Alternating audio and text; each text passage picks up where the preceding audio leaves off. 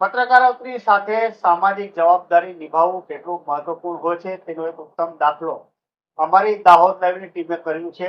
દાહોદ લાઈવની ટીમે સખી one stop અને 181 અભિયાનની મદદથી ઘરેથી ગુમ થયેલી એક મહિલા કોન્સ્ટેબલની દીકરીને તેના પરિવાર સુધી સુરક્ષિત રીતે પહોંચાડી છે અને સામાજિક ઉત્તરદાયિત્વનું એક ઉત્કૃષ્ટ ઉદાહરણ પૂરું પાડ્યું છે. ચાલો જોઈએ આ આખરે શું હતો ઘટનાક્રમ. આ ઘટના ઉત્તર પ્રદેશના આગ્રાથી શરૂ થઈ હતી. આગ્રાના નગર પોલીસ ચોકીમાં હેડ કોન્સ્ટેબલ તરીકે ફરજ બજાવતી એક મહિલા કોન્સ્ટેબલની દીકરી જે MA પાસ કરેલી હતી, સુશિક્ષિત દીકરી હતી અને છેલ્લા 1 વર્ષથી માનસિક રીતે પરેશાન હતી.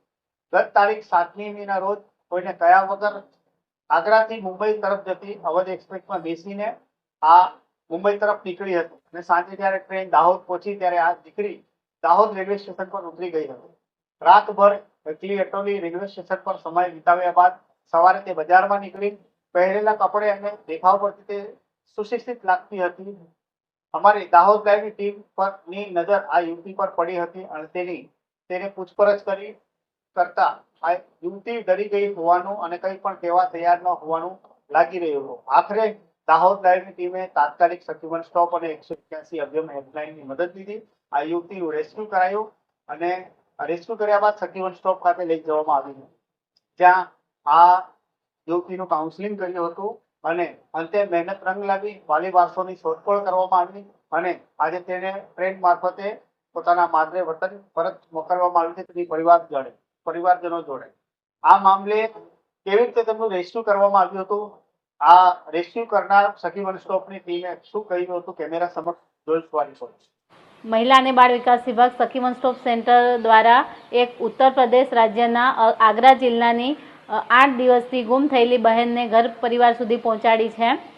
ત્યારબાદ તેઓએ થોડી માહિતી આપતા અમે દિલ્હી, ફતેહગંજ અને શાહગંજ અને આગ્રા પોલીસ સ્ટેશનોમાં બહેનને ફોટા આપી બહેનની ટેલિફોનિક કાઉન્સિલિંગ કરાવેલ, પરંતુ એક સખી અને એક સહેલી તરીકે પ્રેમાળપૂર્વક કાઉન્સિલિંગ કરતા, જેમાં બહેન સાથે સતત કાઉન્સિલિંગ કરતા બહેને તેમના પરિવાર વિશે માહિતી આપતા સખી વન સ્ટોપ સેન્ટર દ્વારા તાત્કાલિક ધોરણે તેમના પરિવારનો સંપર્ક કરી બહેનના પરિવારને સખી વન સ્ટોપ સેન્ટર પર લેવા માટે બોલાવેલ અને તેઓ ગણતરીના કલાકોમાં દાહોદ ખાતે લેવા આવી ગયેલ છે અને તેઓ તેમની દીકરીને સહી સલામત જોવીને ખુશીનો એમને પાર રહ્યો ન હતો અને તેઓએ સખી વન સ્ટોપ સેન્ટર અને દાહોદ લાઈવ ન્યૂઝ ચેનલનો આભાર વ્યક્ત કરી તેમની દીકરીને પરત ઘરે લઈ ગયેલ છે.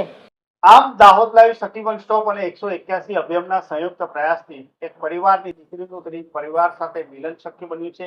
આ ઘટના પત્રકારિત્વની સાચી તાકાત દર્શાવે છે. માત્ર સમાચાર આપવા જ નહીં પણ સમાજ પ્રત્યે પોતાની જવાબદારી નિભાવવી એ પણ મહત્વપૂર્ણ છે. આશા છે કે આ દીકરી જલ્દીથી સ્વસ્થ થાય, પોતાના સામાન્ય જીવનમાં પાછી ફરે. આ વિડીયો વિશે તમે શું વિચારો છો, કમેન્ટ બોક્સમાં જરૂરથી જણાવજો. વધુ સમાચાર માટે જોતા રહો દાહોદ લાઈવ. ધન્યવાદ.